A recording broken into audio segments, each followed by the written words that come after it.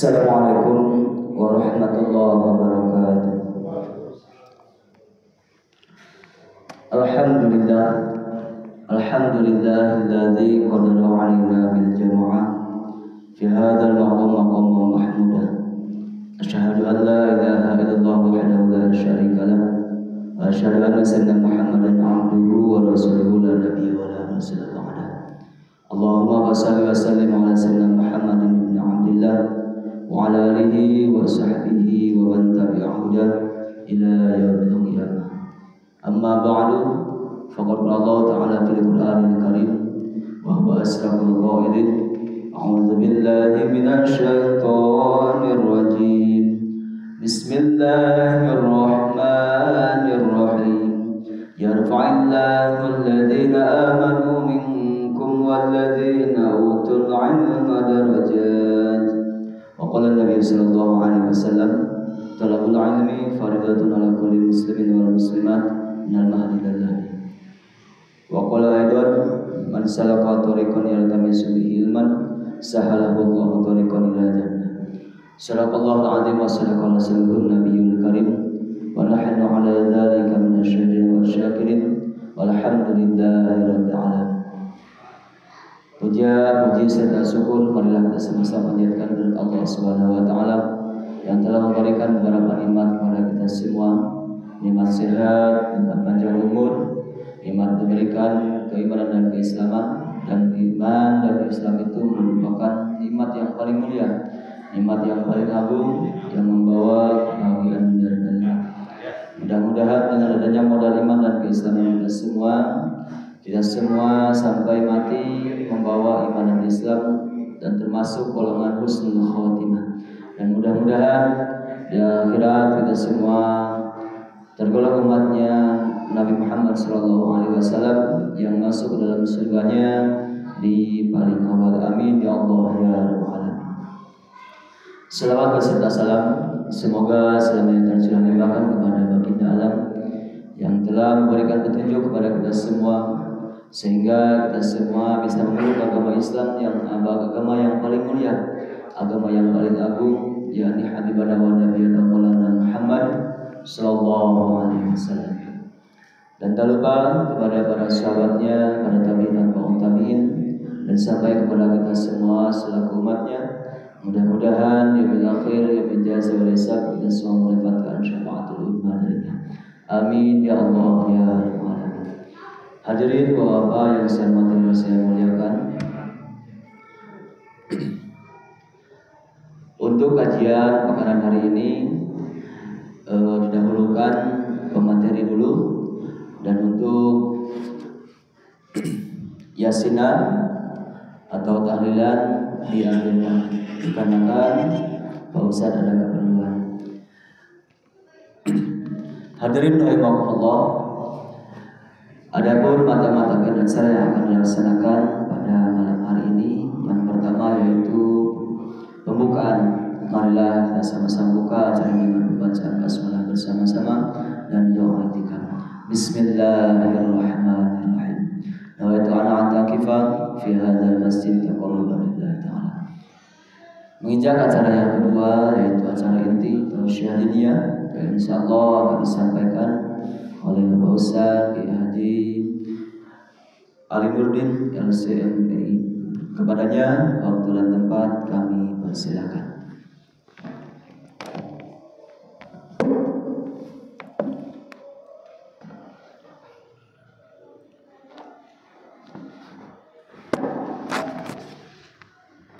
Assalamualaikum warahmatullahi wabarakatuh.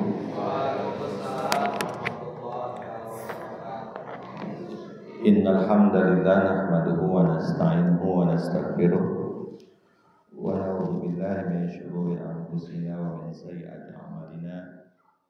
May yahdihillahu fa huwal muhtadi wa may yudlil falan tajida lahu waliyyan mursyida. Asyhadu an la ilaha illallah wahdahu la syarika lah wa asyhadu anna Muhammadan abduhu wa rasuluh alladzi la ilaha illa. Allahumma shalli wa sallim ala nabiyyina Muhammad wa ala alihi wa ashabihi wa man tabi'ahum bi ihsan ila yaumil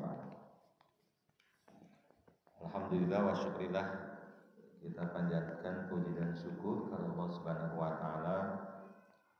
Di malam hari ini kita bisa bersilaturahim, bermuwajahah dalam rangka thalabul ilmi. Mudah-mudahan majlis ini menjadi majlis yang mendapatkan keberkahan dari Allah, menjadi jalan Allah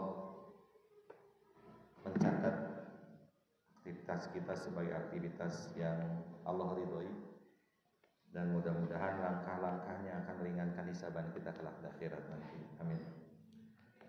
Salawat dan salam semoga senantiasa terlimpah curahkan kepada Habibina wa Nabiyina Muhammad sallallahu alaihi wasallam, pada keluarganya, kepada para sahabatnya, kepada seluruh umatnya, termasuk kepada kita semuanya. Semoga kelak di akhirat nanti kita mendapatkan syafaat dari beliau dan juga mendapatkan jamuan di telaga Al-Kautsar. Amin ya Allah ya rabbal alamin. Mohon izin suara ustadznya masih agak serak ini ya. Oleh-oleh baru landing di Indonesia, jadi agak-agak serak suaranya Bapak Ibu semuanya, mohon maaf. Kita tahu di dalam sejarah ada seorang gubernur yang sangat luar biasa yang bernama Sa'id bin Amir al-Jumahi, seorang sahabat yang mulia. Beliau adalah orang yang sangat waro, begitu ya. Suatu saat beliau diangkat menjadi menjadi gubernur, mohon maaf, oleh Khalifah Umar bin Khattab di Himas. Himas itu kalau kita sekarang menyebutnya Aleppo, ya, kota yang hampir hancur ya oleh kekejaman rejim Bashar bin Assad yang jatuh kemarin. Nah, yang menjadi unik adalah ketika para pejabat di Himas itu melakukan sensus kesejahteraan dan melaporkan kepada Umar bin Khattab data-data terkait siapa yang berhak mendapatkan bantuan dari pemerintah. Jadi PKH, BLT itu bukan program baru, Pak. Itu sudah ada di zaman Umar bin Khattab. Ya, dan Umar itu kalau ngasih bantuan tidak tanggung-tanggung. Guru ngaji itu gajinya 20 juta kalau kursnya sekarang. Termasuk untuk bantuan-bantuan bagi rakyatnya, ya begitu. Betul-betul rakyat itu diperhatikan. Nah, cuma yang menjadi Umar kaget itu ternyata dalam list yang diserahkan oleh para pejabat di Aleppo ke Madinah itu ada nama Sa'id bin Amir al-Jumahi. Umar kaget, jangan-jangan ini gubernurnya gitu kan gitu. Ditanya oleh Umar kepada petugas yang melakukan proses sensus itu, ini nama gubernur kalian kan? Kata mereka, beliau, betul ya Umar. Kenapa kamu masukkan? Kan dia udah dapat tunjangan dari negara sebagai gubernur. Kata yang sensus itu, kami tidak pernah melihat asap keluar dari dapurnya. Berarti kalau asap nggak pernah keluar dari dapur berarti naon, Pak? Tara masak. Kalau tara masak berarti apa? Tidak ada yang dipasak, gitu kan itu. Itu aja sensusnya ya, gampang. Ya gitu, tidak harus nanya gitu. Tapi valid datanya gitu ya. Plus Umar juga mendapatkan pengaduan dari penduduk di Aleppo bahwa gubernurnya ini suka pingsan tiba-tiba ya, kemudian meminta hari-hari tertentu tidak menemuinya, begitu dia bisa ditemui. Kalau malam hari apalagi, begitu ya itu. Sehingga pengaduan itu kepada Umar sampai. Lalu Umar memanggil ya, ingin mempertanyakan tentang pengaduan rakyatnya itu. Benarkah kamu itu suka pingsan? Sering pingsan? Ya. Sebagian riwayat mengatakan beliau pingsan itu, Pak, karena buka dengan air putih, sahur dengan air putih katanya. Tidak ada makanan karena gajinya dibagikan ke rakyat semuanya. Ya, di salatri kalau bahasa kita mah ya. Enggak ada gitu ya, gitu. Padahal gubernur, Pak, gajinya gede, tapi enggak mau menikmatin gitu. Nah, ada yang riwayat yang lain beliau itu pingsan itu karena teringat ketika sahabat Khabbab bin Arad itu kan digantung ya di Mekah waktu itu, dan beliau menyaksikan waktu itu belum masuk Islam. Seandainya saya menolong waktu itu kan gitu ya, saya bisa menyelamatkannya, tapi belum dapat hidayah waktu itu beliau ya begitu ya. Jadi merasa menyesal karena ada doanya yang berat katanya ya begitu. Jangan kau biarkan seorang pun kecuali semuanya engkau matikan semua gitu kan, kata Khabbab bin Arad ketika beliau mau digantung gitu. Beliau teringat doa itu sehingga beliau selalu pingsan gitu ya. Kemudian kenapa malam hari nggak pernah mau ditemui oleh rakyatnya? Ternyata alasannya adalah cukup siang hari untuk manusia, malam hari untuk Allah. Jadi ba'da Isya itu zikir ketika subuh gitu bahasanya apa? Tidak ada lagi untuk bicara masalah urusan duniawi gitu. Dan beliau itu satu hari tidak pernah menemui rakyatnya dalam satu bulan karena dipakai untuk nyuci baju. Bajunya cuma satu yang dipakai, Pak. Baju bagusnya maksudnya itu cuma satu-satunya itu. Jadi kotor dicuci. Setiap Jumat itu beliau menggunakannya untuk mencuci, begitu ya. Dan mencuci pakaian-pakaian keluarganya. Istrinya kebetulan sedang sakit katanya kan gitu ya. Jadi beliau tidak memiliki pembantu dan tidak mau ada pembantu di rumah. Padahal jabatannya apa? Gubernur, Pak. Bapak bayangkan gubernur zaman dulu lebih mewah daripada zaman sekarang, Pak. Jangan dianggap zaman dulu itu, mohon maaf, fasilitasnya biasa-biasa, cuma tidak ada mungkin ya Pajero unggul, Pak ya.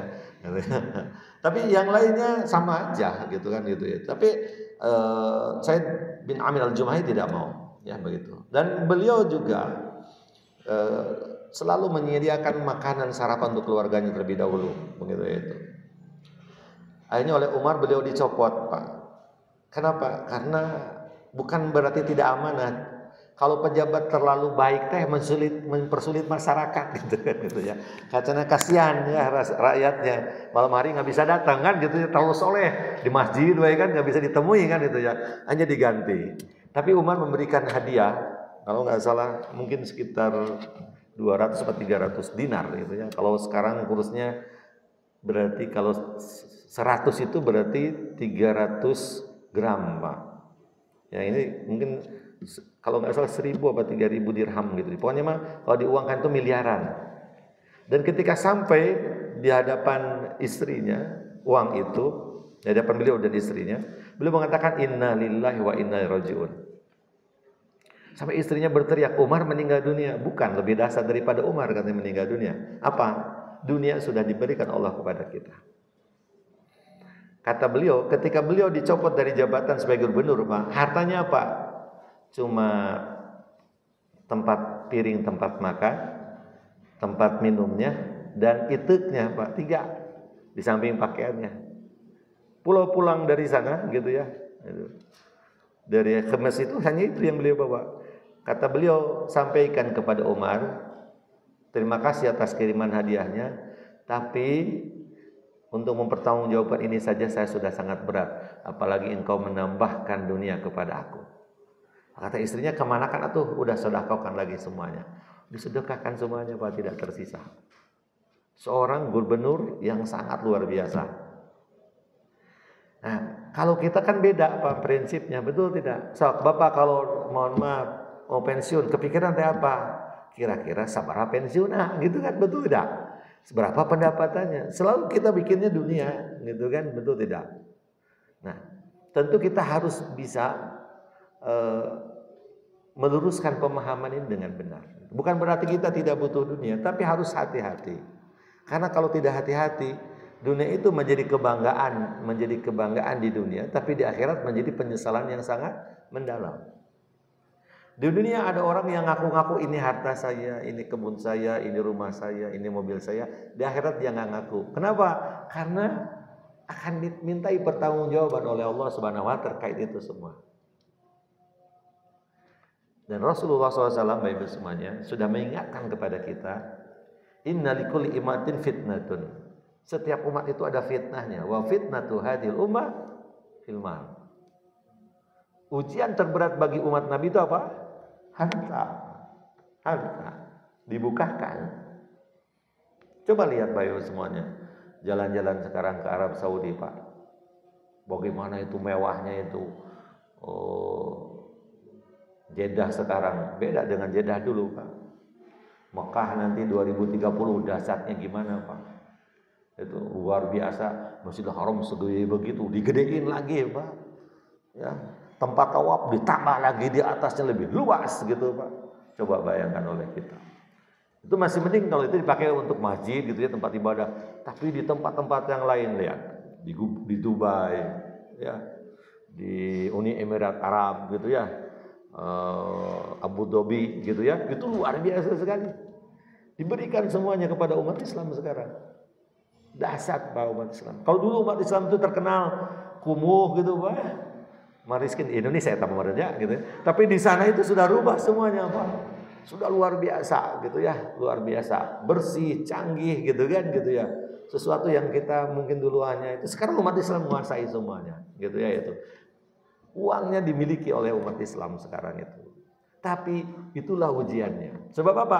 Sebab ketika dunia dibukakan, nah disitulah seringkali manusia tidak berhati-hati.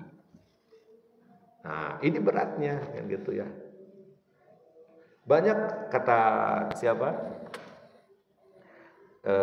Kata Abdurrahman bin Auf itu kan gitu.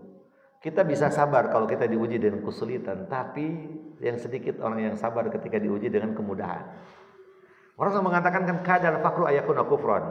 Orang fakir itu bisa apa? Bisa kufur, betul tidak? Zaman dulu ada istilah orang berubah akidahnya gara-gara Indomie gitu banyak. Zaman dulu ketika masih sering terdengar kristenisasi gitu ya, di Tasik kan itu. Orang bisa pindah di daerah Ciawi itu Pak, ada itu komunitasnya Pak. Tapi sudah muslim lagi kan itu ya. Itu kan bisa berubah akidah gara-gara naon? Gara-gara Indomie ya Pak. Tapi lebih banyak orang yang rusak gara-gara apa? Gara-gara dunianya dimudahkan. Ya namanya tidak berubah, gelarnya tetap haji gitu, mohon maaf.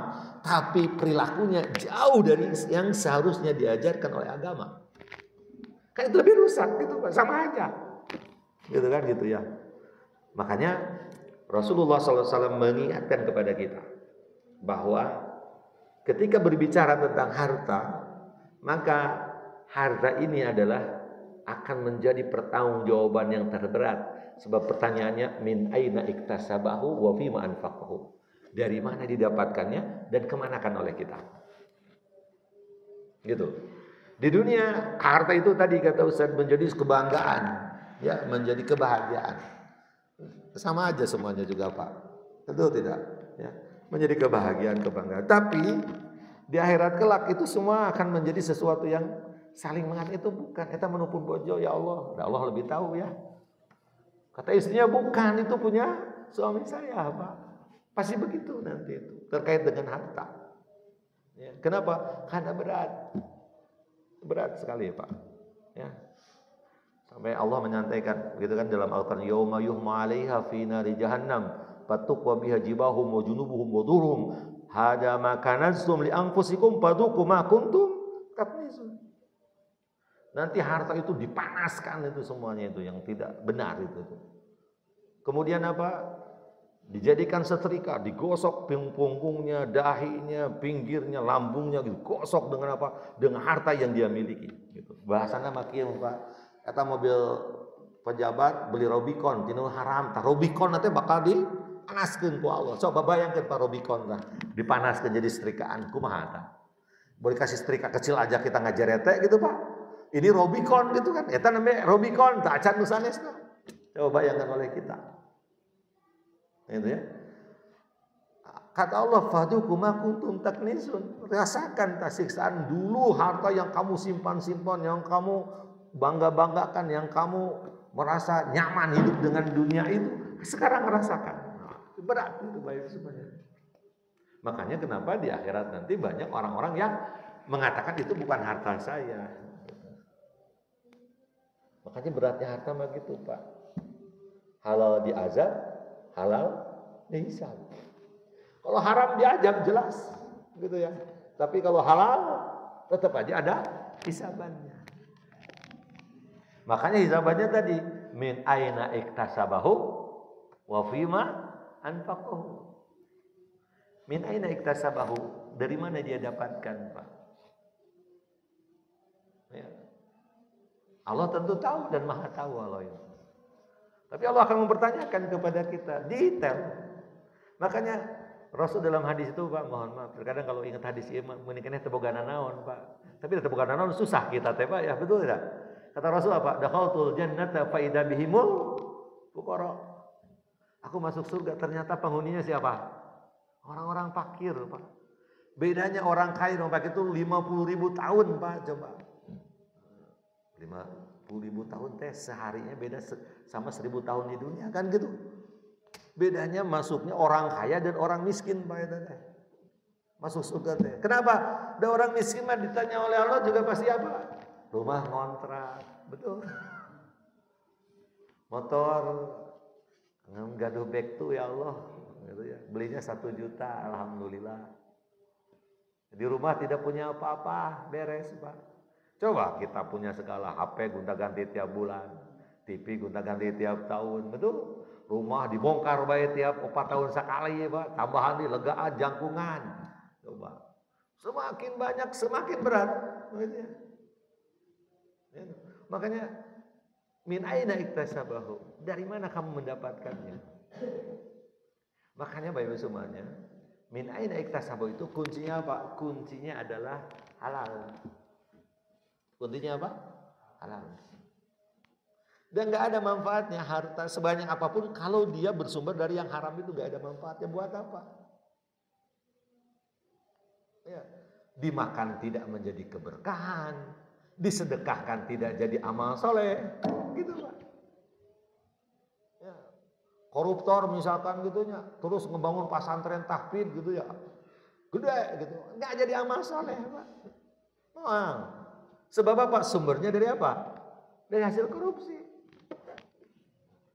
Jadi kenapa kita harus infak sedekah itu kan sebenarnya trigger agar kita mendapatkan sesuatu yang halal.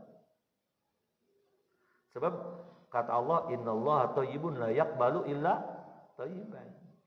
Allah itu maha baik dan Allah tidak akan menerima sesuatu dari kecuali yang baik. Makanya prinsip harta itu pastikan kehalalannya, gitu Pak. Sampai Umar mengatakan Pak, kunna nada'u tis'ata asyari halal makhafatan fil haram. Kami itu orang para sahabat zaman dulu Pak, meninggalkan 9/10 pintu yang halal, hanya ngambil 1/10-nya, padahal itu teh halal Pak, karena takut terjerumus kepada yang haram. Zaman sekarang mah teu ditinggal. Nu penting beuteung seubeuh, duit teu. Nari Pak. Ya, mangalah lajengkeun ya. Enggak mikirin itu, kan itu. Ya, dianggap teh enteng gitu Pak hisaban teh. Ya. Lah gampangnya Ustaz tinggal taubat. Emang taubat tuh gampang gitu. Emang kalau kita mengatakan, ya Allah saring taubat, langsung diterima gitu Pak. Langsung taubat kita tuh di ACC sama Allah, oh dia udah taubat gitu. Emang begitu? Ya enggak Pak. Orang kalau mohon maaf setiap hari dari yang haram, wah berat Pak. Ya. Makanya para salafus soleh Pak, mereka selalu dinasihati oleh istrinya, ya fulan ittaqillah fi rizqina, fa inna nasbiru alal jul wa la nasbiru alan nar, katanya gitu. Ya, sebenarnya Kang, kamu harus takut dalam menyebut rizki buat kami kepada Allah. Sebab kami bisa sabar kalau harus lapar, tapi kami tidak bisa sabar kalau harus masuk neraka. Jadi istri itu menjadi benteng bagi semuanya agar suami-suaminya menjemput rizkinya yang halal. Ya harus jelas, harus saklek. Ya gitu. Ya uang dari mana? Ada untung, alhamdulillah. Jelas biasa untungan 100.000 ini jadi 10 juta. Di mana ya jualan naon 10 juta, gitu ya. Enggak ada adak-badak.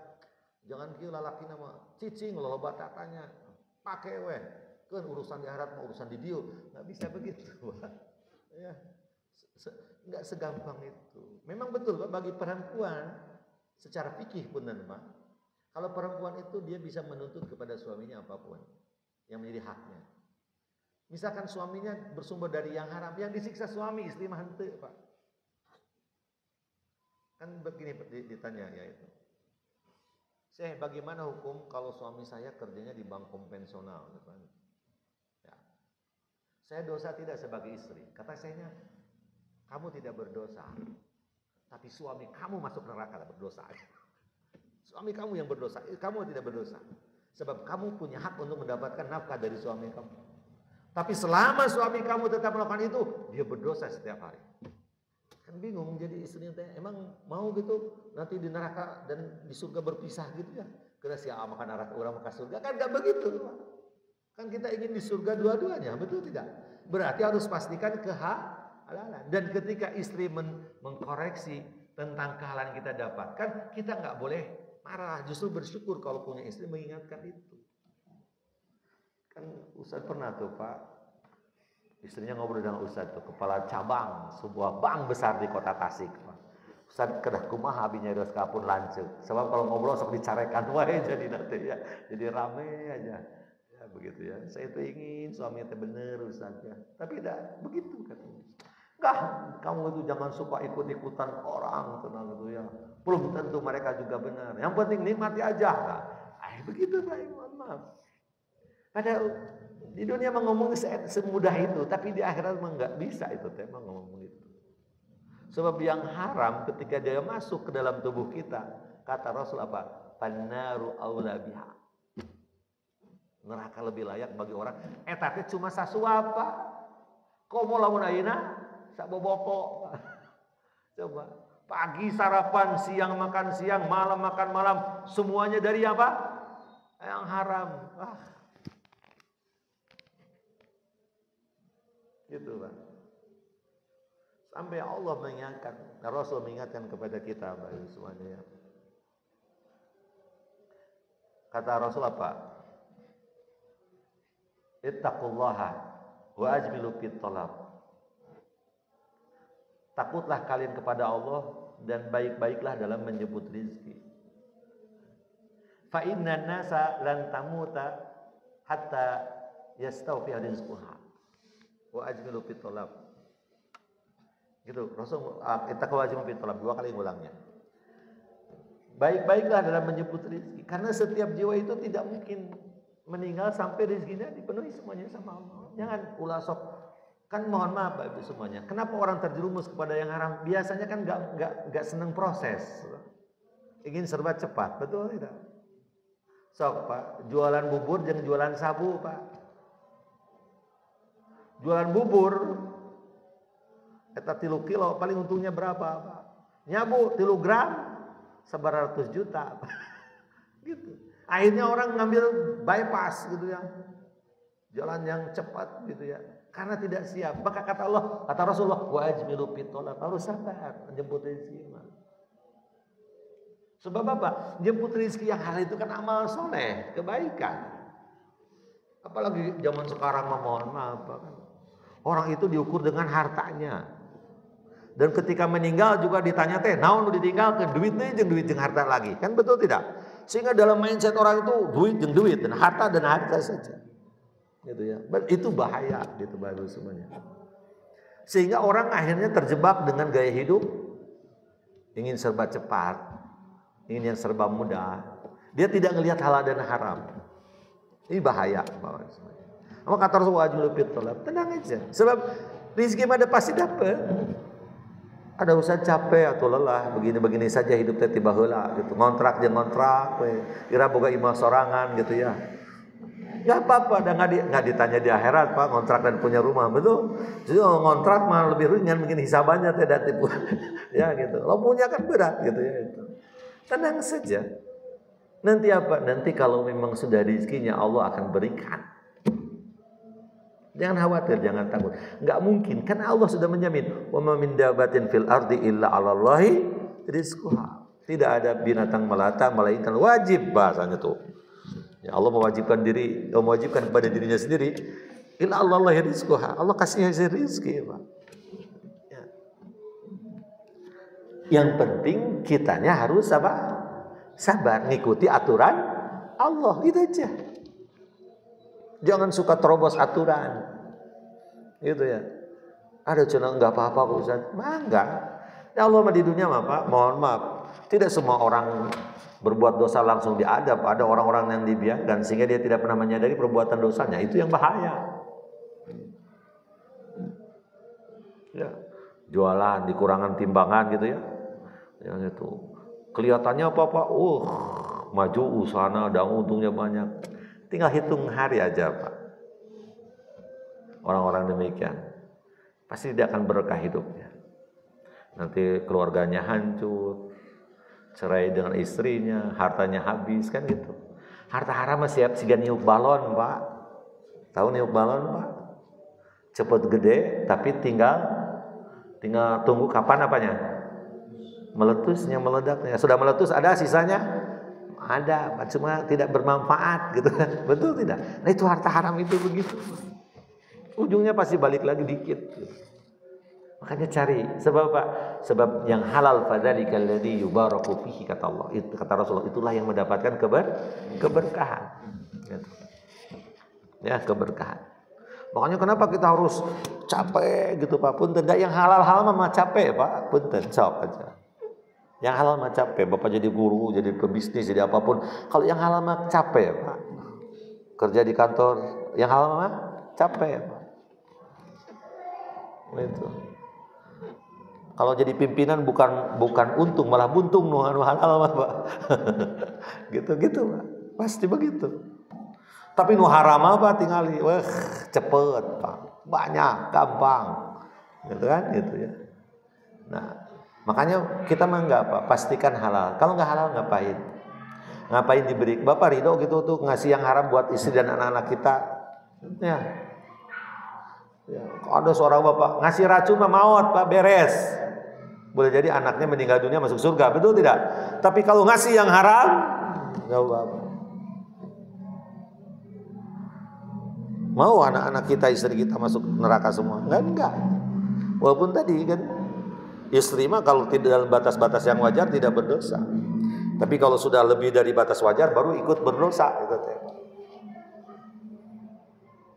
Ya, makanya harus betul-betul pastikan gitu ya halal. Apalagi kita tahu yang haram itu, les yang tidak halal itu adalah penghalang doa-doa kita diijabah, betul?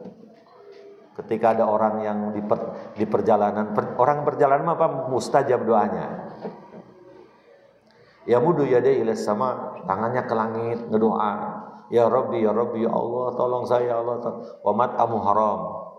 Makanan yang haram. Wa malbasu haram, pakaiannya bersumber dari yang haram. Wa ghudhiya bil haram, sehari-hari dia yang mengonsumsi ada yang haram. Fa anna yustajabu lidzalika, bagaimana mungkin diijabah oleh Allah doa-doanya? Kalaupun diijabah bukan berarti istijabah tapi istidraj itu mah. Orang-orang yang demikian.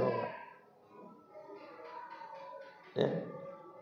Makanya Abu Bakar As-Siddiq pernah punya pembantu, Pak. Nah, pembantunya ini nyuguhin makanan. Abu Bakar nggak nanya dulu, langsung dimakan. Lalu pembantunya mengatakan, Abu Bakar itu teh hasil saya dulu jadi pananyaan orang ya. Karena ternyata pembantunya ini dulu itu jadi orang bahasa kita orang pintar gitu Pak. Jadi banyak orang datang gitu suka nanya, kemudian ngasih amplop gitu ya, dari perdukunan gitu lah bahasanya, jadi dukun gitu ya, tobat gitu ya. Nah, yang kamu makan itu adalah sebagian hasil dari zaman dulu saya suka ngedukun, langsung Pak, ditarik lidahnya, dimuntahkan lagi. Kenapa? Karena tidak ingin perutnya diisi dari yang haram. Saya begitu. Siapa? Abu Bakar As-Siddiq radhiyallahu anhu. Karena begitu dahsyatnya semua yang haram itu. Ya, karena dia akan masuk ke dalam darah, mengalir di seluruh tubuh. Naudzubillah min dzalik. Makanya doa-doanya tidak mustajab. Atib ama kataku mustajab doa. Jadi kalau kita sering berdoa tapi itu diijabah wae, Pak, jangan ada yang haram gitu istighfarnya teh ya Allah. Jangan yang haram yang masuk ke kita. Kan kita mah mohon maaf Pak, punten Bapak-bapak nih kalau yang kerja di kantor, tiba-tiba di meja ya amplop Pak. Suka nanya dari mana sumbernya? Kantara. Betul tidak? Nu aya Pak alhamdulillah we sebutan teh, betul tidak? Pas nanya ke teman teh, "Di mana ini teh?" Jangan banyak tanya. Udah, pakai aja. Kan nyebutan teh alhamdulillah Pak. Pada harusnya apa? Innalillahi, kan enggak jelas itu. Ya. Kenapa? Karena begitu Pak, harus api begitu ya. Ittaqillaha fi rizqina seperti tadi disampaikan ya itu. Jadi kehalan itu dari sisi apa? Min aina iktasabahu. Gitu ya, gitu. Karena penting sekali Pak ya. Jangan meremehkan urusan halal. Wa fima anfaqahu, dan kemanakan digunakan. Jadi bahasa ekonominya earning and spendingnya gitu ya. Earning yang tadi halal, spendingnya adalah Bapak-Ibu semuanya bicara kebermanfaatan. Nah, penting Pak, hati-hati. Apa yang kita belanjakan itu akan ada pertanggungjawabannya. Ada nggak dalam Islam? Ustadz boleh nggak saya beli mobil tilu? Mah nggak kalau bermanfaat mah.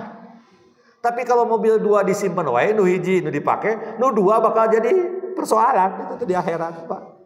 Karena Islam mah nggak boleh pun jadi kolektor dalam Islam Pak. Sekaya apapun Bapak. Ya, Bapak jadi orang kaya ngolektor no sepeda Pak. Ya, Ustadz dibawa ke seorang dokter itu. Ustadz lihat sepeda hadir. Ya, Pak dokter. Berapa Ustadz itu sepeda hargana? Kata Ustadz paling 30 juta. Kata Ustadz tembih kene 100 juta. Ustadz teh kahujanan 100 juta ya. Tapi kalau orang bagi dokter bermanfaat buat olahraga enggak masalah. Tapi kalau 100 juta dia ditempel gitu ya, dipakai tara gitu kan, tidak dijadikan apa? Kegiatan. Nah, itu yang akan menjadi bermasalah. Karena apapun harus bermanfaat. Lihat dalam hadisnya Rasul mengatakan kul wal bas wasrab wa tasaddaq fi ghairi sarafin wala makhilatin. Makan, minum, berpakaian, bersedekah tidak boleh berlebih dan tidak boleh sombong. Pak. Ya. Bapak mau makan silahkan. Pak. Mau makan yang enak silahkan. Ya, mau pakaian yang bagus silahkan. Mau minum minuman yang lezat mangga tidak dilarang dalam Islam. Tapi kuncinya apa? Manfaat tidak. Dan wujud manfaat itu adalah dalam parameternya adalah tidak boleh berlebih. Sebab yang berlebih itu pasti tidak bermanfaat, Pak. Betul tidak? So, Bapak beli berlebihan pasti manfaat tidak? Hente, kebuang, betul tidak? Itu tadi itu. Ada Pak, Ustadz, seorang almarhum ya, orang mudah-mudahan Allah terima iman Islamnya. Beliau saking apiknya Pak, padahal uangnya ada banyak Pak. Tapi pas mau beli mobil yang kedua nanya dulu ke Ustadz.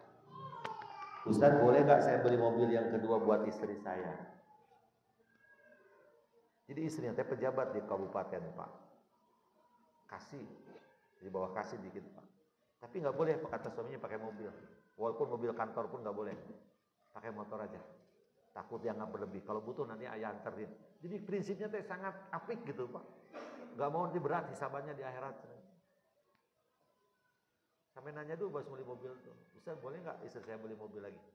Kasihan agak jauh sekarang mah. Ya boleh tuh Pak. Jadi itu mah kebermanfaatan, ada kebutuhan di situ silakan. Baru beli besoknya gitu Pak. Saking apik kita makan nggak begitu terkadang. Habak-habak saja beli itu. Manfaat apa tidaknya di belakang.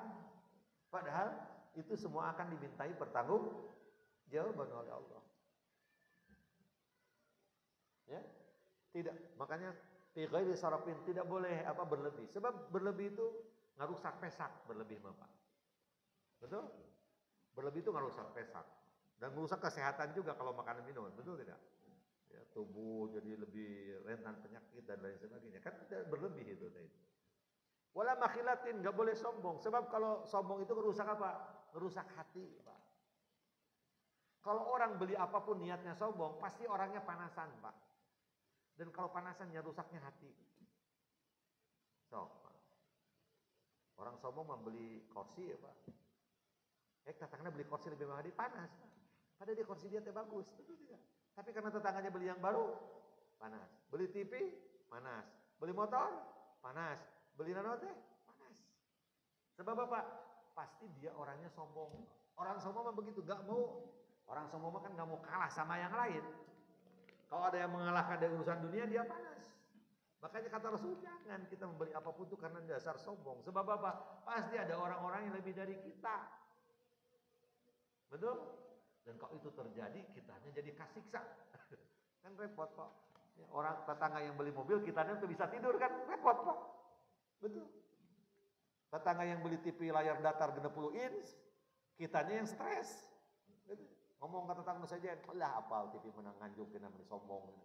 Ngapain kan gitu. Orang mau belinya cash, mau belinya nganjuk, itu urusan tetangga, bukan urusan kita. Urusan kita mah, apa Pak? Kita bersyukur punya tetangga yang punya TV baru, Rong Persib main bisa nonton bareng gitu ya. Simple. Ngapain harus komentaran dan panas gitu kan, betul ya? Semua manusia, urusan dunia masuk panasan gitu. Dan akhirnya kalau kena ke hati nggak bisa menjaga di awal Pak. Yang halal jadi suka dilanggar. Itulah itu Pak itu semua. Makanya urusan harta itu bukan urusan kecil, dia urusan yang sangat berat dan pertanggungjawabannya sangat dahsyat. Ya. Maka apa yang ada pada kita sekarang kita syukuri, kita nikmati. Ada hak-haknya kita tunaikan, mau zakat, mau infak, sedekah, wakaf, ya.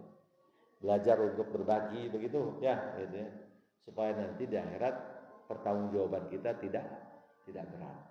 Ya, mudah-mudahan di akhirat harta itu justru menjadi apa ya? Menjadi penambah, karena orang-orang kaya itu kalau baik Pak, kan kata Rasul nikmal malu sholih, rajuli sholih, kan gitu kata Rasulullah. Sebaik-baiknya harta yang baik itu dipegang oleh orang yang soleh. Ustadz tahun yang lalu Pak pernah jalan-jalan ke Mesir, ditunjukin oleh guide-nya itu Ustadz itu makam Imam Laits Pak, salah satu imam terkenal di mazhab Syafi'i kalau tidak salah, Imam Laits itu. Dan beliau adalah imam yang terkenal dengan kekayaannya Pak, kaya banget beliau Pak, ya kaya banget, saking kayanya beliau mah setiap murid-muridnya di amplopan ku aja. Kan kalau orang lain guru bayar ke murid ke gurunya. Ini mah dibalik Pak. Jadi guru nusok ngamplopan ke jamaah-jamaah nanti ya. Pulang pengajian di amplopan dikasih gitu ya. Luar biasa. Sampai beliau itu Bapak semuanya ngasih makan ke setiap orang. Hartanya itu sehingga bahasanya begini, Imam Laits nggak pernah bayar zakat. Kenapa katanya? Karena hartanya habis sebelum masa haulnya. Kenapa habis dibagikan gitu Pak? Jadi pas mau haul, terus deh, tapi nanti uangnya banyak deh kan gitu. Karena beliau orang yang sangat luar biasa kemampuan bisnisnya gitu ya, hartanya banyak. Dan beliau berwasiat kepada ahli warisnya, ya siapapun yang berkunjung ke kuburan saya nanti kasih dia makan. Makanya di Imam Laits sampai sekarang kuburannya Pak, kalau Bapak datang ke sana disuguhan Pak. Disuguhan. Kan batu mah kuburannya nyuguhan. Bawa sesajen maksud Ustaz. Ini mah enggak ya, yang jaga kuburan yang ngasih kepada siapa? Orang yang mau datang ke tempat itu. Makanya mahasiswa Indonesia kalau lapar Pak, datangnya ke kuburan Imam Laits, pasti dijamu tah ku siapa? Para penjaga makamnya itu. Kenapa? Karena para penjaganya adalah turunannya. Dan wasiatnya tetap diamalkan sampai sekarang. Begitu ya. Nah, itulah nikmal al-malu sholih lirajuli sholih. Sebaik-baiknya harta yang baik ada di tangan orang yang soleh, karena kebermanfaatnya akan sangat dahsyat. Ya, itu sangat dahsyat, begitu itu. Makanya Ustaz suka iri gitu Pak kalau ketemu dengan orang-orang ya. Kemarin tuh Pak, ya di Percikan Iman Ustaz itu.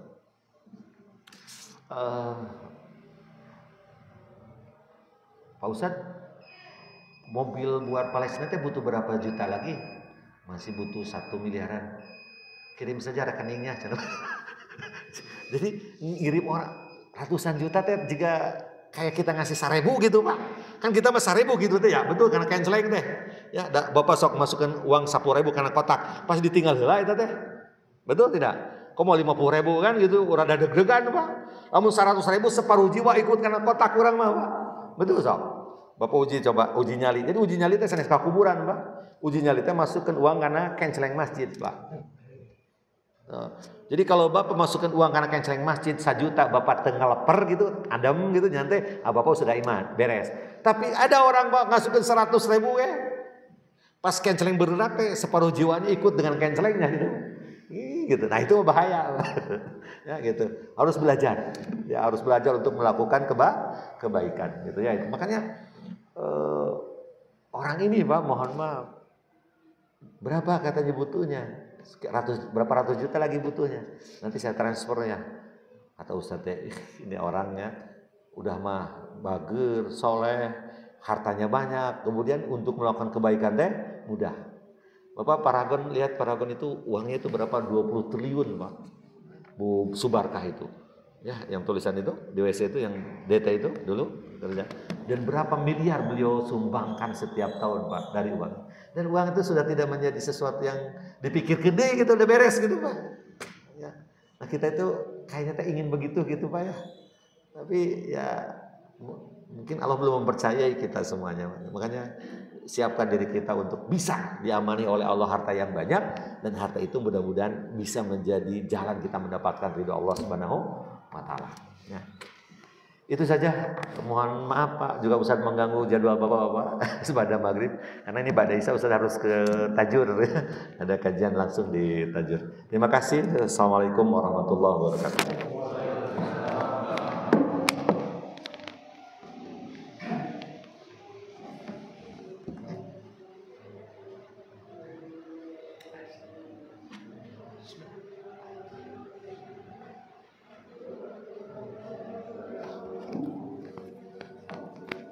Saya ucapkan terima kasih kepada Pak Ustaz yang telah memberikan materi-materi ilmu kepada kita semua. Mudah-mudahan ilmu-ilmu yang disampaikan bermanfaat bagi kita semua, dan mudah-mudahan menjadi modal untuk kita semua untuk lebih baik ke depannya. Amin ya Allah ya Rabbal Alamin. Dan mudah-mudahan Pak Ustaz diberikan kesehatan, kelancaran dalam usaha, kebaikan, dan diberikan keberkahan oleh Allah Subhanahu wa taala. Amin ya Allah ya Rabbal Alamin. Menjaga acara yang terakhir yaitu doa untuk marilah kita sama-sama berdoa kepada Allah Subhanahu wa taala. Bismillahirrahmanirrahim. Allahumma shalli ala sayyidina wa syafi'ina wa qaribina Muhammad wa sallim ala tabaraka wa ala kulli sahabatir rasulillah ajmain amin ya rabbal alamin. Bismillahirrahmanirrahim. Alhamdulillahi rabbil alamin hamdan syakirin hamdan nu'min hamdan yuwafina wa yukafi mazidah. Ya rabbana lakal hamdu kama yanbaghi li jalali wajhika qarim sultanik. Allahumma inna nas'aluka salamatan fid din wa 'afiyatan fil jasad wa ziyadatan fil ilmi wa barakatan fil rizqi wa tawbatan qabla al-maut wa rahmatan inda al-maut wa maghfiratan min ba'da al-maut. Allahumma hawwin 'alaina fi syakaratil maut wa najatan min al-'afwi wal ihsan. Rabbana taqabbal minna amalan salatana wa siyamana wa zakatana wa sadaqatina wa ta'allumina wa jami' ibadatina bi rahmatika ya arhamar rahimin. Rabbana hab lana min azwajina wa dhurriyyatina qurrata a'yun waj'alna lil muttaqina imama. Rabbana la tuzigh qulubana ba'da idh hadaytana wa hab lana min ladunka rahmatan innaka antal wahhab. Rabbana la tad'a lana qawlana hadha dhanban illa ghafartahu wa la hamman illa farajtahu wa la dina illa qadaytahu wa la hajatan min hawaijid dunya wal akhirati illa qadaytaha ya ilahal alamin ya khairan nasirin. Rabbana zalamna anfusana wa illam taghfir lana wa tarhamna lanakunanna minal khasirin. Rabbana zalamna anfusana wa illam taghfir lana wa tarhamna lanakunanna minal khasirin. Rabbana zalamna anfusana wa illam taghfir lana wa tarhamna lanakunanna minal khasirin. Allahumma inna nas'aluka bi husnil khatimah wa ridwakal khatimah wa na'udzubika min su'il khatimah. Allahumma nawwir qulubana bi nuril hidayah wa nawwir al-ardi min syamsika wa abada. Allahumma ba'id baina wa baina wa baina khataaya kama ba'adta al-ardi min al-masyriqi wal maghrib. Rabbana atina fid dunya hasanah wa fil akhirati hasanah wa qina adzaban nar. Subhana rabbika rabbil izzati amma yasifun wa salamun alal mursalin walhamdulillahi rabbil alamin. Al-Fatihah. A'udzu billahi minasy syaithanir rajim. Bismillahirrahmanirrahim. Alhamdulillahi rabbil alamin. Ar-Rahmanir Rahim. Maliki yaumiddin. Iyyaka na'budu wa iyyaka nasta'in. Ihdinas siratal mustaqim. Siratal ladzina an'amta 'alaihim ghairil maghdubi 'alaihim waladdallin. Rabbi ighfir lana wa liwalidayna amin. Dari awal sampai akhir marilah kita sama-sama tutup acara dengan bacaan alhamdulillah bersama-sama dan doa kifarat majelis. Alhamdulillahirabbil alamin. Subhanakallahumma wa bihamdika asyhadu an la ilaha illa anta astaghfiruka wa atubu ilaik. Akhirul kalam wabillahi taufiq. Assalamualaikum